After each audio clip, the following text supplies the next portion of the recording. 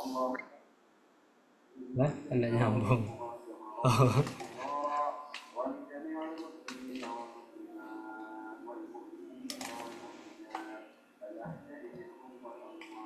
Jadi,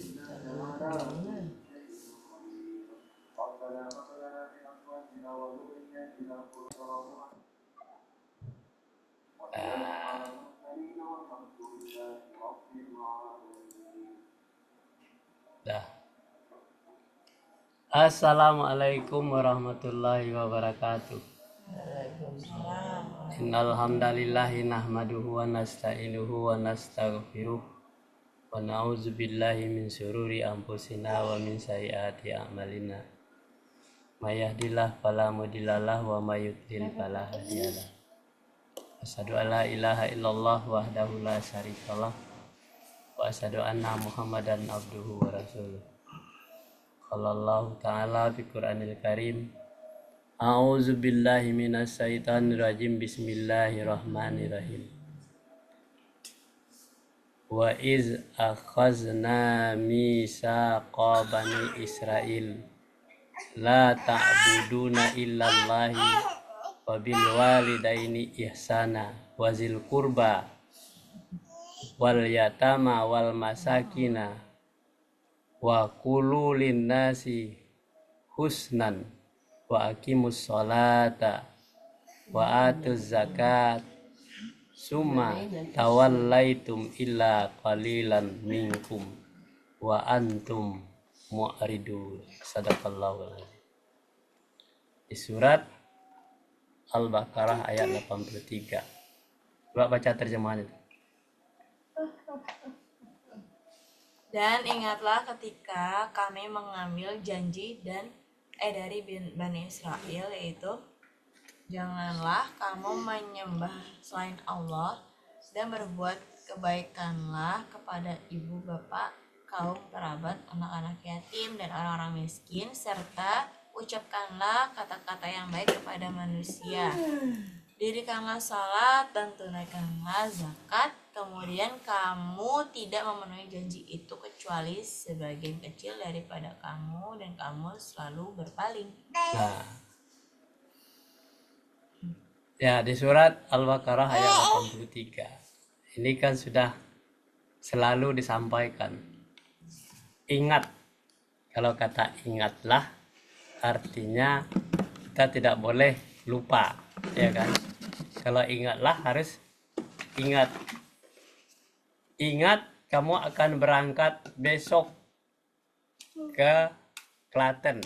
Pukul 5 sudah ada di bandara. Kalau tidak ingat berarti kita tidak jadi berangkat. Karena pukul 7 sudah berangkat. Nah, jadi besok ingat. Nah, jadi ingat janji. Kamu sudah beli tiket. Tiketnya sudah ada, tiket ke surga. Ini tiketnya. Tapi tidak ingat bahwa kita mau berangkat besok. Ini berarti kan janji dengan Bani Israel itu, yaitu jangan menyembah selain Allah. Itu yang pertama persyaratannya. Kemudian berbuat baik kepada ibu bapak, itu yang kedua, ya kan? Tidak boleh menyembah selain Allah, kemudian berbuat baik pada ibu bapak. Ini janji kedua. Kemudian karib kerabat, yang ketiga. Anak yatim, yang keempat. Orang miskin, yang kelima. Serta ucapkanlah kata-kata yang baik kepada manusia. Ingat, tidak boleh berkata yang kotor, berkata yang menyakitkan, yang merusak. Itu tidak boleh. Kata-kata yang baik.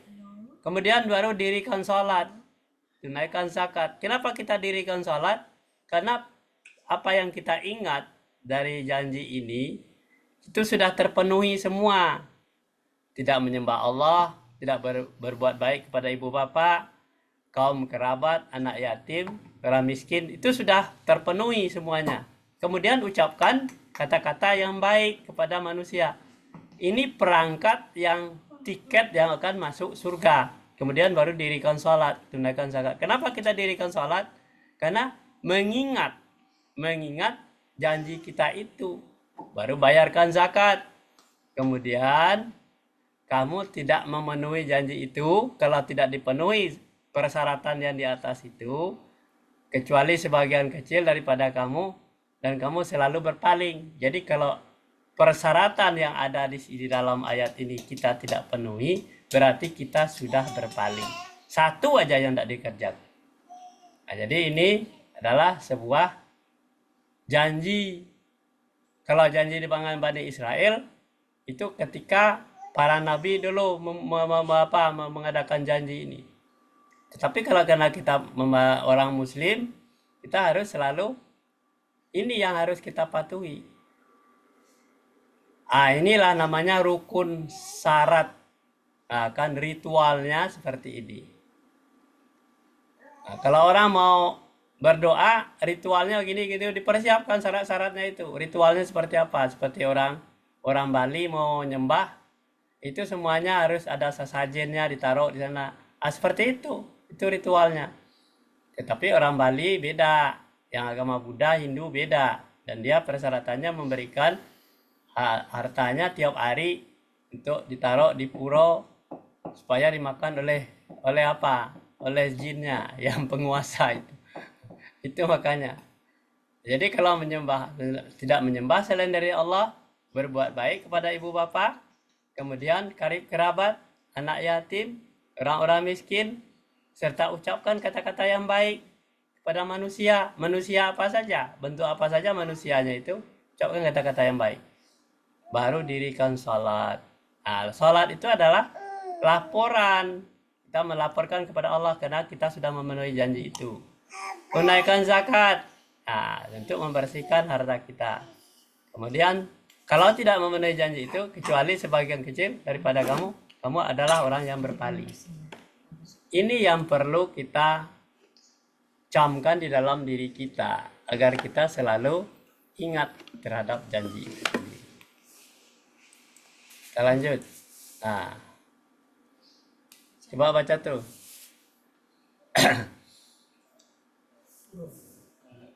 Dan orang-orang yang mencari, dan orang-orang yang mencari, yang berjihad, dan orang-orang yang berjihad untuk mencari keridaan kami benar-benar kami tunjukkan kepada mereka jalan-jalan izin dari jalan-jalan kami, dan sesungguhnya Allah benar-benar beserta orang-orang yang berbuat baik. Jadi di dalam surat 29 ayat 69, ya kan? Wallazina jahaduna fina latahdihum subulana wa innallaha lama'al muhsinin. Dan orang-orang yang berjihad. Yang berjihad tadi adalah kaitannya dengan yang tadi, tidak menyembah selain daripada Allah, berbuat baik kepada ibu bapak, anak yatim, fakir miskin, dan orang-orang karib kerabat, anak yatim, fakir miskin. Kemudian mengucapkan kata-kata yang baik, itu mencari keridaan Allah, itu namanya berjihad untuk menunaikan itu. Kami benar-benar akan kami tunjukkan kepada mereka jalan-jalan kami. Kalau sudah terpenuhi janji itu, berarti jalan-jalannya akan ditunjukkan oleh Allah. Dan sesungguhnya Allah benar-benar beserta orang-orang yang berbuat baik. Orang-orang yang berbuat baik itu Allah tidak suka kepada orang-orang yang melakukan dari ucapan, dari tindakan segalanya. Kalau tidak baik, itu tidak suka Allah. Jadi Allah beserta orang-orang yang baik. Kita lanjut. Dan orang-orang yang Ini. Karena itu Allah memberikan kepada mereka pahala di dunia dan pahala yang baik di akhirat, dan Allah menyukai orang-orang yang berbuat kebaikan.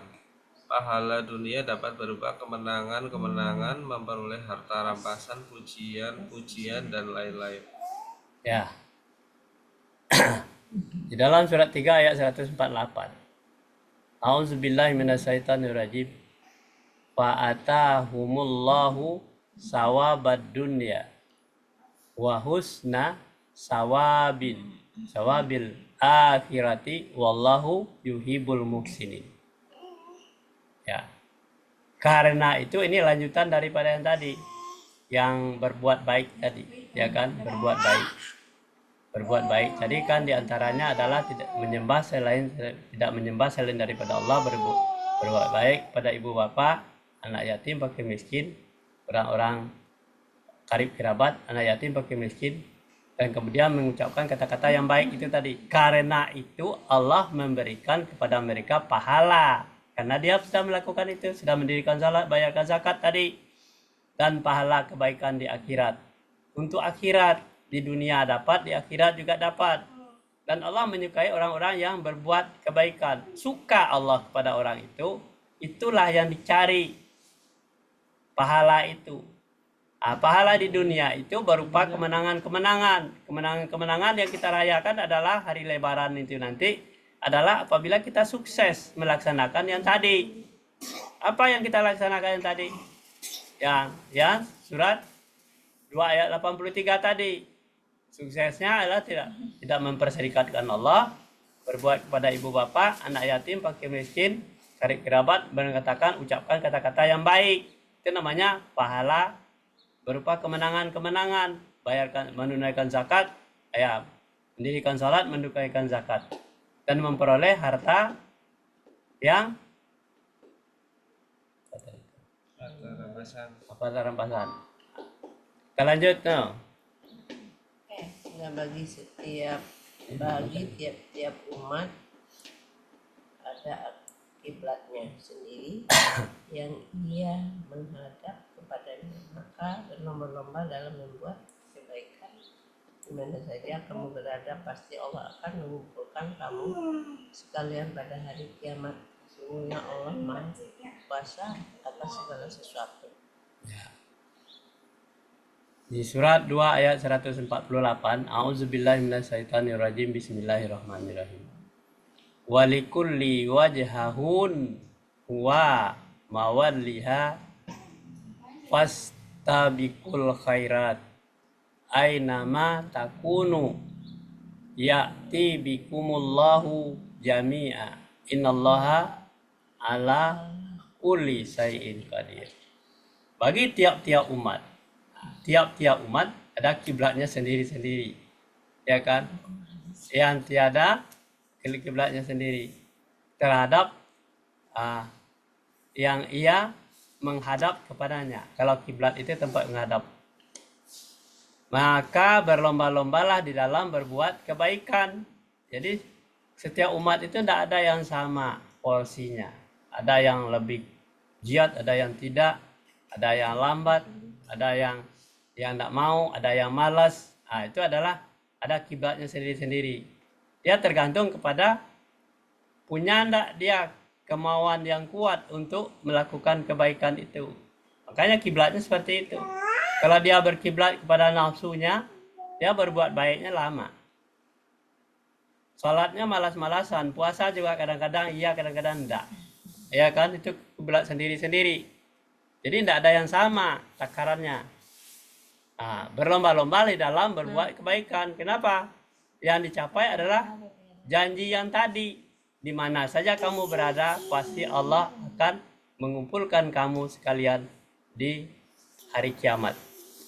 Jadi kiblat yang sendiri-sendiri ini, cara melakukan sesuatu yang sendiri-sendiri itu akan dikumpulkan semua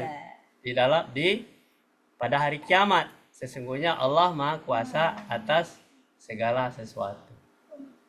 Jadi setiap kita itu sudah dilihat nilainya, bagaimana kita melakukan ritual itu, persyaratan itu. Kita lanjut. Tuh. Sesungguhnya Allah beserta orang-orang yang bertakwa dan orang-orang yang berbuat kebaikan. Ya. Mewujudkan ketakwaannya kepada Allah dengan melaksanakan segala perintahnya dan menjauhi segala larangannya. Ya. Surat 16 ayat 128, ya kan? Ini surat yang terakhir dari surat 16. Innallaha ma'allazina nattaqau wallazina hum muhsinun. Sesungguhnya Allah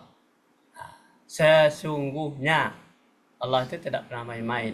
Sesungguhnya Allah beserta orang-orang yang bertakwa dan orang-orang yang berbuat baik.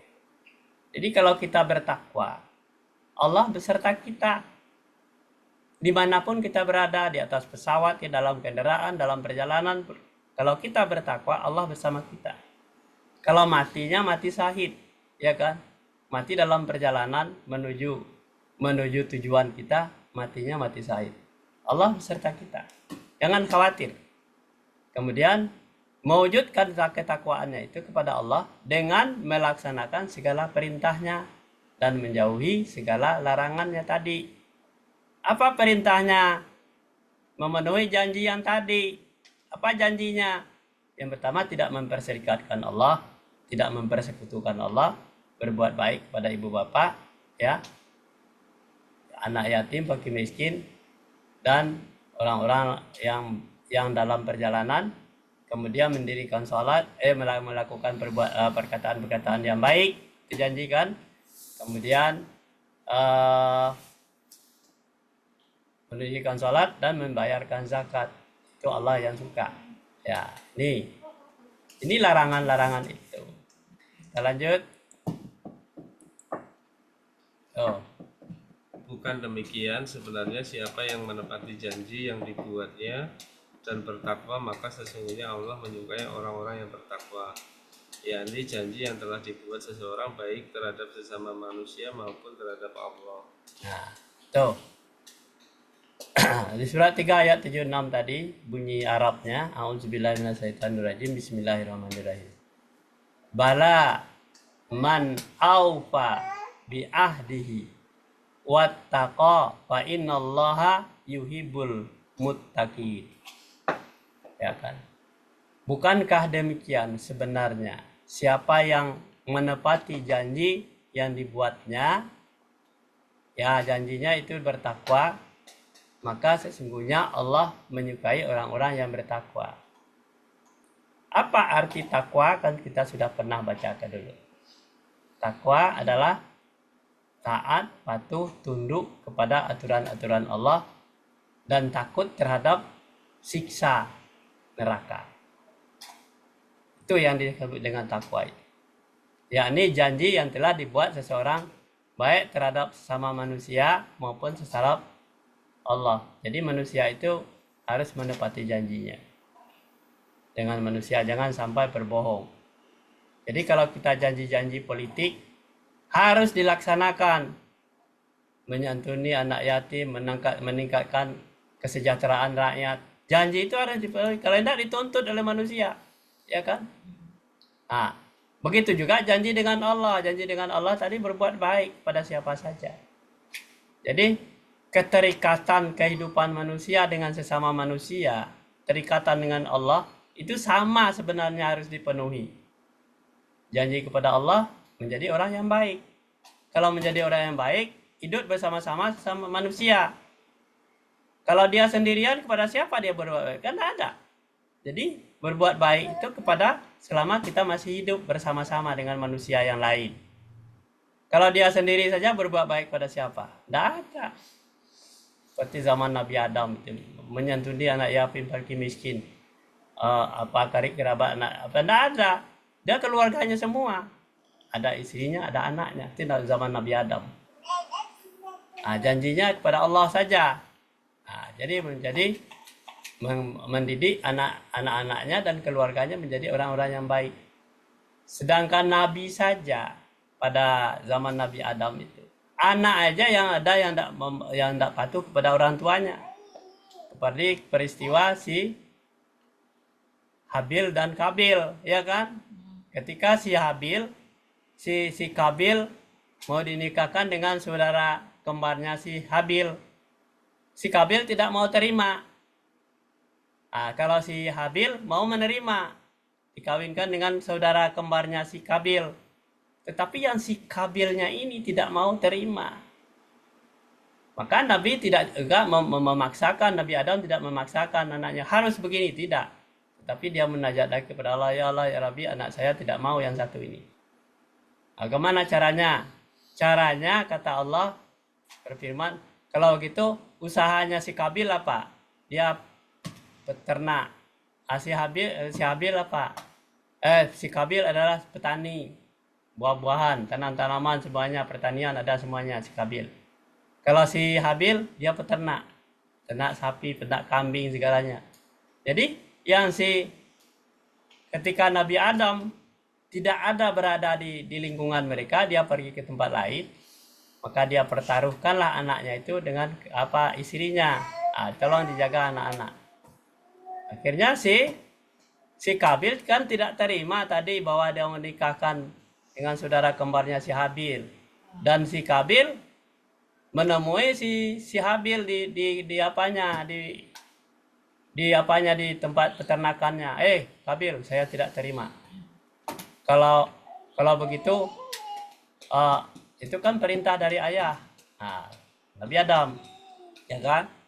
Jadi kalau gitu, saya bunuh kamu. Apakah abang tidak takut kepada Allah, ya kan? Jadi kata si Kabil, ya akan susah abang juga nanti kalau saya mati. Jadi si Kabil ini karena diperdaya oleh hawa nafsunya, karena dia melanggar janjinya dengan apa yang disebutkan oleh Al-Quran tadi, melanggar janji, maka dia langsung membunuh si Habil. Jadi si Habil mati, bingung dia. Kenapa cuma berdua saja di peternakan itu? Akhirnya dia menggotong mayatnya si Habil ke mana-mana. Dia di hutan lari ke sana sini. Kemudian dia melihat ada burung gagak sedang menggali-gali tanah, mengais-ngais tanah gitu. Dilihat, rupanya ada gagak yang mati satu. Maka dikuburkanlah, dicobanya pula menggali tanah, dikuburkanlah si Habil di sana. Itulah sejarah bahwa manusia itu dikuburkan di dalam membuat kuburan ketika ada peristiwa yang seperti itu. Kalau tidak ada peristiwa seperti itu, bahwa manusia mati mungkin tergeletak aja di muka bumi. Tapi karena ada peristiwa, ada kuburan, maka adalah peristiwa si Habil dan si Kabil. Itu adalah merupakan. Saya lagi. Pembelajaran apa yang kita ambil dari sana? Orang yang melanggar janji itu adalah tetap berdosa. Si Habil karena dia berjihad untuk kebaikan, dia matinya mati syahid. Diterima oleh Allah.